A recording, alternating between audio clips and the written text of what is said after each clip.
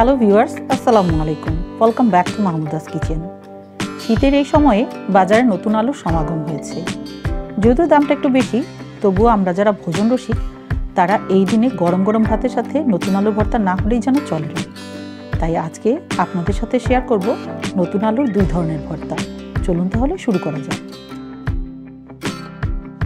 চুলায় একটা প্যান বসিয়ে তাতে দিব পরিষ্কার করে ধুয়ে নেওয়া 500 গ্রাম নতুন আলু।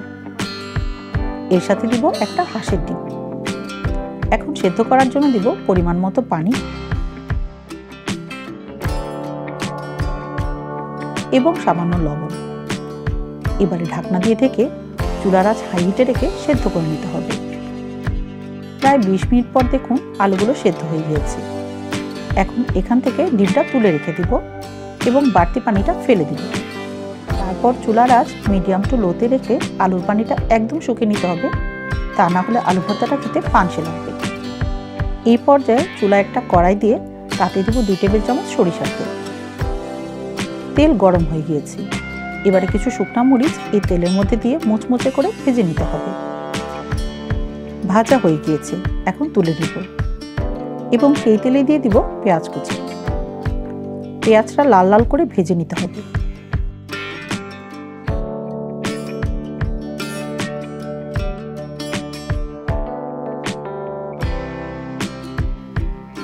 পেঁয়াজটাকে ভেজে নিয়েছি, এখন তুলে নেব।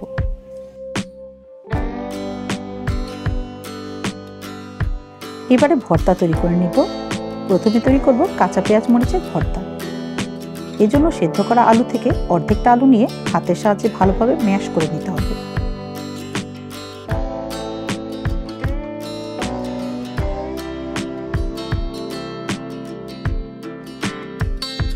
ম্যাশ করে নেওয়া হয়ে গিয়েছে। এখন নিয়ে নিব পেঁয়াজ কুচি, কাঁচামরিচ কুচি এবং সামান্য লবণ।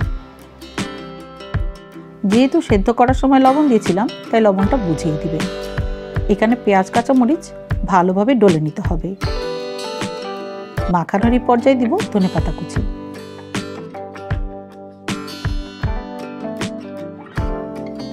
তারপর সমস্ত কিছু আলুর সাথে মাখিয়ে দিতে হবে।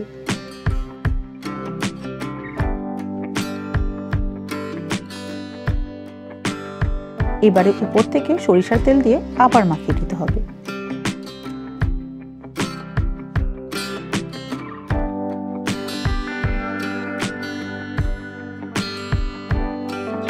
ব্যাস, তৈরি হয়ে গেল কাঁচা পেঁয়াজের আলু ভর্তা।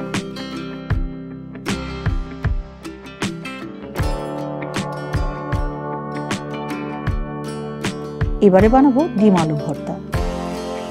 এই জন্য পাত্রে নিয়ে নিব সেদ্ধ করা বাকি আলু এবং সেদ্ধ ডিম। প্রথমে আলুগুলোকে ম্যাশ করে নিতে হবে।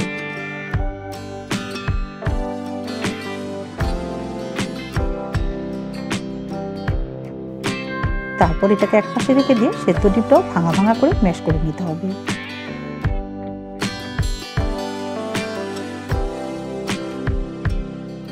এবারে ভেজে নেওয়া শুকনো মরিচ এবং সামান্য লবণ দিয়ে গুঁড়া করে নিতে হবে। এর সাথে ভেজে রাখা পেঁয়াজ এবং ধনেপাতা কুচি দিয়ে মাখিয়ে নিতে হবে।